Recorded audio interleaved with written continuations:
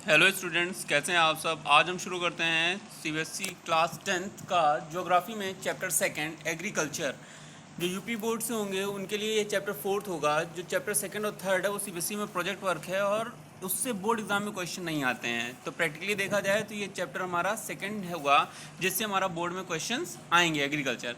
तो इसको हम थोड़ा ध्यान से देखते हैं और सबसे पहले लेआउट देख लेते हैं इस चैप्टर में क्या हमें पढ़ना है, कितने की पॉइंट्स हैं।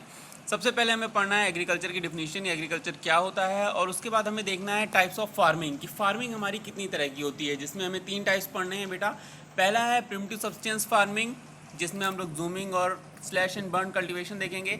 उसके बाद आता है इंटेंसिव सब्सटेंस फार्मिंग, जो हमारी बढ़ती हुई पॉपुलेशन के लिए फिक्स लैंड पर ज़्यादा प्रोडक्शन के लिए की जाती है। और लास्ट वन हम देखेंगे commercial farming. Commercial farming basically पैसे के लिए या बहुत ही ज़्यादा किसी एक क्रॉप को कॉमर्शलाइज या सिर्फ बेचने के पर्पज से की जाती है। इसके बाद हम देखते हैं थर्ड पॉइंट जो है हमारा इस चैप्टर में, क्रॉपिंग पैटर्न। क्रॉपिंग पैटर्न हमें पता है कि हमारा जो देश है भारत, यहाँ पर सब कुछ डिपेंडेंट है फसलों का एग्रीकल्चर पर। एग्रीकल्चर जो है पूरा डिपेंडेंट है हमारा मानसून पर। जो एग्रीकल्चर है वो मानसून बेस है। तो हम लोग यहाँ पर देखेंगे क्रॉपिंग पैटर्न जो मानसून के हिसाब से चलता है, खरीफ, रबी और जायद। पूरे साल में अगर हम ध्यान से देखें तो मानसून के आने के साथ खरीफ की फसल बोई जाती है, और जाड़ा जब आता है तब रबी की फसल, और जो जाड़े और गर्मी के बीच का टाइम थोड़ा सा बचता है उसमें जायद की फसल बोई जाती है। इसकी डिफिनीशन और एडिक्वेट टेम्परेचर और इसके एग्जाम्पल्स हम आगे देखेंगे नोट्स से। इसके बाद फोर्थ पॉइंट हम देखते हैं मेजर क्रॉप्स। भारत की कौन कौन से प्रमुख फसलें हैं, जो फूड क्रॉप्स हो गई या कॉमर्शियल क्रॉप्स हो गई, दोनों ही आएंगी इसमें, बेवरेज क्रॉप भी आएंगी, वो हम देखेंगे इसके बाद डेफिनेशन के साथ। और नेक्स्ट पॉइंट इसका कह रहा है technical and institutional reforms made by government for agriculture. कृषि को बढ़ावा देने के लिए या किसानों की स्थिति सुधारने के लिए टेक्निकल और इंस्टीट्यूशनल जो तकनीकी और संस्थागत सुधार किए गए हैं भारतीय सरकार द्वारा 1947 के बाद से लेकर अब तक, वो सभी हम देखेंगे और उनका क्या प्रभाव पड़ा है एग्रीकल्चर पर वो भी देखेंगे। सिक्स पॉइंट कह रहा है इंटरडिपेंडेंसी ऑफ ऑल 3 सेक्टर्स। जैसा कि हमने क्लास 9 में पढ़ा है बेटा कि 3 सेक्टर हैं हमारे on the basis of economic activity, primary, secondary और टर्सरी। प्राइमरी यानी एग्रीकल्चर, सेकेंडरी यानी कि मैन्युफैक्चरिंग या इंडस्ट्रीज, और third one is service sector. इन तीनों के आपस में क्या इंटरडिपेंडेंसी और ये कैसे एक दूसरे को प्रभावित करते हैं, कैसे एक की ग्रोथ दूसरे की ग्रोथ और कैसे एक का डिक्लाइन दूसरे का डिक्लाइन का कारण बनता है, ये हम देखेंगे इसमें। लास्ट पॉइंट इस चैप्टर में हमें देखना है, सेकंड लास्ट पॉइंट इस चैप्टर में हमें देखना है contribution of agriculture in Indian economy and employment. Indian economy में एग्रीकल्चर का क्या कंट्रीब्यूशन है, और एम्प्लॉयमेंट हमें पता है एग्रीकल्चर जो है वो सबसे ज़्यादा एम्प्लॉयमेंट प्रदान करता है पूरे इंडिया में। लोगों की लिवलीहुड का मेन सोर्स है बहुत सारे लोगों का, मेजॉरिटी में। तो इसको हम लोग डिटेल में देखेंगे आगे आने वाले चैप्टर में। और लास्ट पॉइंट इसमें कह रहा है क्रॉप चार्ट। सबसे इंपॉर्टेंट यही है, यहाँ से ढेर सारे एमसीक्यू हमारे बनते हैं हर क्रॉप के लिए। एडिक्वेट टेम्परेचर, एडिक्वेट सॉयल और एडिक्वेट सीजन, ये हम देखेंगे इस चार्ट में। तो चलिए शुरू करते हैं डिटेल एनालिसिस। फर्स्ट पॉइंट हमारा कह रहा है जो एग्रीकल्चर। एग्रीकल्चर के बारे में हम देखते हैं। तो एग्रीकल्चर की डिफिनीशन से हमें पता चलता है कि agriculture is a primary activity which provides food and raw materials for agro based industry. Agriculture एक प्राथमिक क्रियाकलाप है या सबसे बेस्ड एक्टिविटी है जो हमें खाना देती है, और ना सिर्फ खाना देती है बल्कि रॉ मटेरियल प्रोवाइड करती है सेकेंडरी सेक्टर के लिए। जो एग्रो बेस्ड इंडस्ट्रीज़ हैं उनके लिए रॉ मटेरियल भी प्रोवाइड करती है। जैसे हम एग्जांपल लेते हैं बिस्किट बनाने की फैक्ट्री, तो उसके लिए हमें चाहिए होगा आटा और चीनी। तो आटा और चीनी ये दोनों ही हमारा कहाँ से आएगा, एग्रीकल्चर से। तो इस तरह से हम देख सकते हैं कि प्राइमरी सेक्टर प्रोवाइड कर रहा है, जो प्राइमरी सेक्टर का फिनिश गुड है वो हमारा सेकेंडरी सेक्टर के लिए रॉ मटेरियल है। तो प्राइमरी सेक्टर यहाँ पे रॉ मटेरियल प्रोवाइड कर रहा है सेकेंडरी सेक्टर को, यानी कि मैन्युफैक्चरिंग सेक्टर को। इसके बाद हम देखते हैं जो सेकंड पॉइंट था हमारा, टाइप्स ऑफ फार्मिंग। फार्मिंग कितनी तरह की होती है। Farming types are based on purpose of intensity of farming. Farming types जो है वो डिपेंड करता है कि फार्मिंग का उद्देश्य क्या है, किस लिए फार्मिंग की जा रही है, और इंटेंसिटी कितनी ज़्यादा हम लोग तीव्रता से या कितनी ज़्यादा तेज़ी से फार्मिंग कर रहे हैं, कितना ज़्यादा हम उत्पादन करना चाह रहे हैं फार्मिंग से। तो इस आधार पर हमारी फार्मिंग 3 तरह की होती है। पहली है हमारी primitive substance farming, primitive substance farming में हमारा आता है शिफ्टिंग कल्टीवेशन, जो सबसे पहले प्रिमिटिव का मतलब होता है आदिवासी या जो प्राचीन काल में जो हमारी सबसे प्राथमिक तरीके से जो खेती होती थी, एग्रीकल्चर होता था, जब ट्राइबल पीपल्स रहते थे और जंगली थे सब जगह पर, पॉपुलेशन बहुत कम होती थी, लोग बहुत सीमित मात्रा में थे और लोगों की नीड्स बहुत ही सीमित थी। उस टाइम पर जो हमारा फार्मिंग होती थी उसे हम लोग प्रिमिटिव सब्सटेंस फार्मिंग कहते थे। और इसके एग्जांपल देखने को मिलते हैं शिफ्टिंग कल्टीवेशन, जिसको हम स्लैश एंड बर्न कल्टीवेशन या कुछ जगह पर इसे जूमिंग भी कहा जाता है। क्या होता है इसे एक बार देख लेते हैं। This is also called slash and burn, काटो और जला दो। स्लैश का मतलब काटना, बर्न का मतलब जला देना। Slash and burn type farming, in this a particular piece of land is cleared and cultivated for next few years. जंगल में कुछ पेड़ों को काटकर समतल भूमि बनाई जाती है और वहां पर अगले कुछ सालों के लिए कल्टीवेशन किया जाता है। When the fertility decreases, क्योंकि प्राचीन काल में हमारे पास फर्टिलाइजर पेस्टिसाइड तो थे नहीं, तो जब बार बार कल्टीवेशन करने से सॉइल की फर्टिलिटी कम होने लगती थी, then after few year the land is abundant, उस जमीन के हिस्से को छोड़ दिया जाता था and another piece of land is cleared for cultivation. और लोग जो है मूव कर जाते थे, शिफ्ट कर जाते थे, इसलिए इसको शिफ्टिंग कल्टीवेशन कहते हैं। लोग शिफ्ट कर जाते थे दूसरी जगह पर, वहां पर जंगल का एक हिस्सा, कुछ पेड़ काट कर समतल भूमि बनाई जाती थी और वहां पर कल्टीवेशन करते थे, इसीलिए इसको स्लैश एंड बर्न या शिफ्टिंग कल्टीवेशन कहा जाता है। क्षेत्रीय भाषा में इसे जूमिंग कहा जाता है। This type of farming is practised in areas of dense vegetation, जहां पर बहुत ज्यादा घने जंगल पाए जाते हैं। डेंस का मतलब घने, वेजिटेशन का मतलब जंगल। जहां पर बहुत ज्यादा घने जंगल पाए जाते हैं उन क्षेत्रों में इस तरह की खेती की जाती थी। जैसे कि हमने अभी आपको बताया, ट्राइबल पीपल्स या जो शेड्यूल ट्राइब्स लोग थे वो लोग इसको ज्यादा प्रैक्टिस करते थे।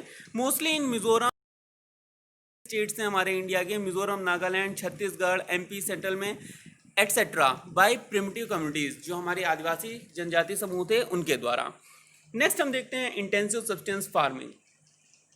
इन this type of farming farmers try to produce more from same land. बढ़ती हुई आबादी को देखते हुए, क्योंकि आबादी तो हमारी बढ़ रही है लेकिन जमीन हमारी नहीं बढ़ रही है, जमीन हमारे पास उतनी ही है और देखा जाए तो कम हो रही है, इसलिए हमें सीमित जमीन से ज़्यादा लोगों के लिए और ज़्यादा अनाज उत्पादन करना है। इसलिए हम क्या करते हैं, इंटेंसिव यानी कि बहुत ज़्यादा रिसोर्सेज का इस्तेमाल करते हैं। हम उसमें फर्टिलाइज़र का भी इस्तेमाल करेंगे, ट्रैक्टर, मॉडर्न फार्मिंग मेथड्स का भी, हाइब्रिड सीड्स का भी, हाई यील्डिंग सीड HYS कहा जाता है, हाई यील्डिंग सीड्स का भी इस्तेमाल करेंगे और पेस्टिसाइड्स का भी इस्तेमाल करेंगे। तो इन सब रिसोर्सेज का इस्तेमाल करके हम इंटेंसिव फार्मिंग करेंगे। इंटेंसिव मतलब बहुत ज़्यादा ध्यान से, बहुत ज़्यादा जोर देकर हम फार्मिंग करेंगे हायर प्रोडक्शन को अचीव करने के लिए। दिस इंश्योर्स, और जब हम इतना सारा एफर्ट लगा रहे होंगे खेती में, तो ये सुनिश्चित करेगा हाई यील्ड की, हमें ज़्यादा आउटपुट मिले पर हेक्टेयर लैंड, सीमित ज़मीन से ज़्यादा आउटपुट मिले। तो ये हमारा कैसे पॉसिबल होगा, by applying modern farming methods. This is done in highly populated areas. और ये हमने अभी आपको बताया बढ़ती हुई पॉपुलेशन के लिए किया जा रहा है, तो ऑब्वियस सी बात है सबसे पहले इंटेंसिव सब्सटेंस फार्मिंग कहाँ शुरू होगी, जहाँ पर ज़्यादा पॉपुलेशन होगी। और इंडिया में देखा जाए तो मॉडर्न फार्मिंग मेथड सबसे पहले हरियाणा, पंजाब में ही इस्तेमाल हुए थे। तो यहाँ पर अगली लाइन कह रही है, this is done in highly populated areas. ये किया जाता है हाईली पॉपुलेटेड एरियाज में, जहाँ पर पॉपुलेशन बहुत ज़्यादा होती है, ऐसे क्षेत्रों में like UP, Bihar, Punjab, West Bengal, Andhra Pradesh etcetera. Obviously बात है जो डेवलप एरियाज हैं वहाँ पर ही पॉपुलेशन ज़्यादा होती है और वहीं पर हमें इंटेंसिव सब्सटेंस फार्मिंग की ज़रूरत भी होगी। इसके बाद हम नेक्स्ट देखते हैं कॉमर्शियल फार्मिंग। कॉमर्शियल फार्मिंग कह रही है, it is also a type of intensive farming. ये भी एक तरह की इंटेंसिव फार्मिंग ही है। इसमें हम पूरी तरह से जोर देते हैं खेती पर ज़्यादा से ज़्यादा आउटपुट लेने के लिए। But crops produce are for commercially purpose only. लेकिन इसमें हम लोग फूड क्रॉप्स को इंक्लूड नहीं करेंगे। इसमें लोग खाने के लिए या अपने खाने के लिए जो बेसिक है, जैसे हो गया वीट, हो गया राइस, ऐसी क्रॉप्स ना आकर इनमें वो क्रॉप्स आएंगी जिनका हम लोग कैश क्रॉप जिनको कहते हैं, जिनका हम लोग व्यापार भी कर सकें। But crops produce are for commercially purpose only. It requires more fertilizer. और चूंकि हम चाहते हैं कि ज़्यादा पैसे मिलें, इसलिए हम ज़्यादा फर्टिलाइजर, ज़्यादा अच्छे सीड्स, ज़्यादा पेस्टिसाइड्स का भी इस्तेमाल करते हैं। This also requires more labour force. जब हमें सब कुछ ज़्यादा करना पड़ रहा है तो ऑब्वियस ही बात है हमें लेबर फोर्स भी ज़्यादा चाहिए होगा। अगर लेबर फोर्स की हम बात करें तो यहाँ पर मॉडर्न फार्मिंग मेथड्स का भी हम लोग कह सकते हैं सहारा लेना पड़ता है। जैसे हमें ट्रैक्टर, पहले छोटा खेत था वहाँ पर नहीं ज़रूरत पड़ रही थी, लेकिन अभी हम बड़े खेत पर कर रहे हैं ज़्यादा प्रोडक्शन के लिए, तो हमें वहाँ पर मॉडर्न फार्मिंग मेथड जैसे ट्रैक्टर, हैरो वगैरह की भी ज़रूरत पड़ेगी। नेक्स्ट पैराग्राफ इसमें कह रहा है, commercial farming is in Punjab and Haryana and plantation agriculture in Assam are two major form of this farming. अगर हम कॉमर्शियल फार्मिंग की बात करें तो पंजाब हरियाणा, हमने अभी आपको एग्जांपल दिया था, सबसे ज़्यादा पेस्टिसाइड और फर्टिलाइजर का इस्तेमाल यहीं किया जा रहा था। और दूसरा था हमारा प्लांटेशन वर्कर्स, प्लांटेशन जो हमारा चाय के बागान थे असम में, are two major form of this farming. ये दो मेजर फॉर्म्स हैं इस कॉमर्शियल फार्मिंग के। In this crop specialization is important, और इसमें क्रॉप स्पेशलाइजेशन किया जाता है, यानी कि किसी एक विशेष फसल को ही लेकर हम लोग कल्टीवेशन करते हैं। ऐसा नहीं कि आज हमने कोई और फसल उगा ली, कल कोई और उगा ली। प्लांटेशन में आपको पता है, प्लांटेशन फार्मिंग अगर है तो पूरे साल वही फसल रहेगी, रबड़ हो गया, जूट हो गया और चाय हो गया। इसके बाद हम नेक्स्ट देखते हैं बेटा क्रॉपिंग पैटर्न। क्रॉपिंग पैटर्न के बारे में हम जान लें कि जो हमारा क्रॉपिंग पैटर्न है वो टोटली डिपेंडेंट है ऑन मानसून। तो हम लोग इसको बहुत ध्यान से समझेंगे एक साइकिल के द्वारा। साइकिल कैसी है, ये यहाँ पर हम देख रहे हैं, अगर हम क्लॉक वाइज सेट करते हैं 12, 1, 2, 3, 4, 5, 6, 7, 8, 9, 10, 11, दिसंबर से शुरू करके नवंबर, जनवरी, फरवरी करते हुए नवंबर तक आते हैं, तो हमें पता है मानसून हमारा कब आता है। अब सबसे पहले हमें बेसिक पता होना चाहिए, हमने क्लास 9 में पढ़ा है अराइवल ऑफ मानसून होता है जून के फर्स्ट वीक में, यानी कि जून के फर्स्ट वीक में मानसून आता है और रहता है लगभग सितंबर अक्टूबर तक। उसके बाद रिट्रीटिंग मानसून का दौर शुरू होता है और फिर जाड़ा आता है और वो रहता है हमारा फरवरी मार्च तक, और उसके बाद फिर हमारा गर्मी शुरू होती है और फिर वो रहती है जून जुलाई तक। तो हम सबसे पहले देखते हैं अराइवल ऑफ मानसून के साथ ही हमारा फसल चक्र शुरू होगा। जब मानसून हमारा आएगा उसी टाइम पे खरीफ की क्रॉप देख सकते हैं आप यहाँ पर। खरीफ की क्रॉप जो है वो शोन यानी कि बुआई हो रही है, खरीफ की क्रॉप की बुआई हो रही है। जैसे कि हमें पता है धान की बुआई कब होती है, जब मानसून आता है तब, क्योंकि उसमें पानी ज़्यादा चाहिए होता है, तो उसी टाइम पर हम खरीफ की क्रॉप। अब आपको याद रखने में दिक्कत नहीं होगी, देखो अगर याद रखने में दिक्कत हो रही है आपको तो आप सिंपल से याद रखिएगा, 3 तरह की क्रॉपिंग पैटर्न है हमारे पास, खरीफ, रबी और जायद। ये चीज़ दिमाग में याद रखिएगा कि मानसून के साथ ही हमारा क्रॉपिंग पैटर्न शुरू होता है। अब ABCDEFGH जब हम लोग पढ़ते हैं तो सबसे पहले ABCD करने में क्या आता है, K आता है, फिर R आता है, फिर Z आता है, यानी अल्फ़ाबेटिकली हमें सिर्फ अरेंज करना है खरीफ, रबी और जायद को मानसून के साथ, बस हमें बाकी कुछ नहीं याद रखना है। तो सबसे पहले मानसून के साथ क्या आ जाएगा, खरीफ जो के से है। एग्जाम्पल क्या हो जाएगा, चावल, धान, जिसमें पानी की ज़्यादा ज़रूरत होती है, और धान की फसल हमारी तैयार होती है सितंबर, अक्टूबर, नवंबर तक। और इसके बाद हमारा गेहूं बोया जाता है, वीट की क्रॉप बोई जाती है, जो हमारा आएगा किसमें, रबी का एग्जाम्पल होगा। और रबी की क्रॉप आप देख सकते हैं, शोन का टाइम क्या है, जो हमारा खरीफ की क्रॉप का हार्वेस्ट का टाइम है। जो खरीफ की क्रॉप का हार्वेस्ट का टाइम है, हार्वेस्ट होने के बाद ही हमारा रबी की क्रॉप शोन की जा रही है, और ये हमारा जनवरी, फरवरी, मार्च तक हार्वेस्ट की जाएगी। रबी की क्रॉप जब फरवरी मार्च तक हार्वेस्ट की जाएगी, उसके बाद हम देख रहे हैं कि हमारे पास 2 से 3 महीने जो है खाली बच रहे हैं। तो इस टाइम पर जो है जायद की क्रॉप शोन की जाती है। और जायद में आपको पता है गर्मी के टाइम पर आपको कौन सी ऐसी जो सीजन फसल होती है जो देखने को मिलती है, ककड़ी हो गया, खरबूजा हो गया, यानी कुकुम्बर, वाटरमेलन एटसेट्रा। तो ये आपके जायद के एग्जाम्पल हो जाएंगे। अगर आप क्रॉपिंग पैटर्न मानसून की साइकिल के साथ में समझ लेंगे तो आपको याद रखने में बिल्कुल भी दिक्कत नहीं होगी। चलिए अब हम लोग इसकी डिटेल्स देख लेते हैं। सबसे पहले agriculture season begins with monsoon, hence first crop is kharif, जो कि हमने अभी आपको बताया। फीचर्स ऑफ खरीफ सीजन क्या होते हैं, पहला, the crop is sown in summer, June, July and harvested in September, October. अगर आपको साइकिल याद है तो आपको ये याद रखने में बिल्कुल भी दिक्कत नहीं होगी। एग्जाम्पल क्या है इसके, rice, sugarcane, cotton etcetera. Next आता है feature of rabi season. It is sown in October, November when climate is cold and harvested in February, March. Example wheat, mustard etcetera. Growing of rabi crop, इसमें एक point और आता है, growing of rabi crop is determined by availability of irrigation facility और rainfall.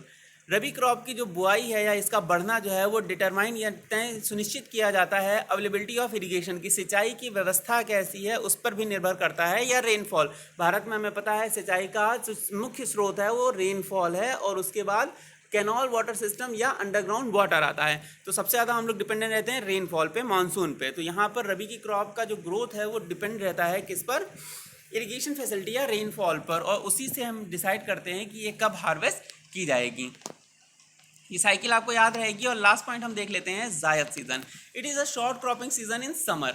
ये एक short cropping season होता है, 2 से 3 महीने का ही टाइम मिलता है आपको फसल को शोन करके हार्वेस्ट करने तक का। और ये रबी और खरीफ के बीच का टाइम होता है, अप्रैल, मार्च, अप्रैल, मई, 3 महीने का लगभग। 2 से 3 महीने का। एग्जाम्पल इसके अगर हम देखें तो हमने अभी आपको बताया था जो सीजन फसलें आपको देखने को मिलती हैं मई जून में, जो आपके घरों में भी आती होंगी, जैसे वाटरमेलन हो गया, मस्क मेलन हो गया या कुकुम्बर हो गया, एटसेट्रा। अब इम्पॉर्टेंट चीज़ ये है कि मानसून हमें पता है, रीट्रीटिंग मानसून हमने आपको बताया था, ये वापस लौटता है जब सितंबर अक्टूबर के बाद दिसंबर तक।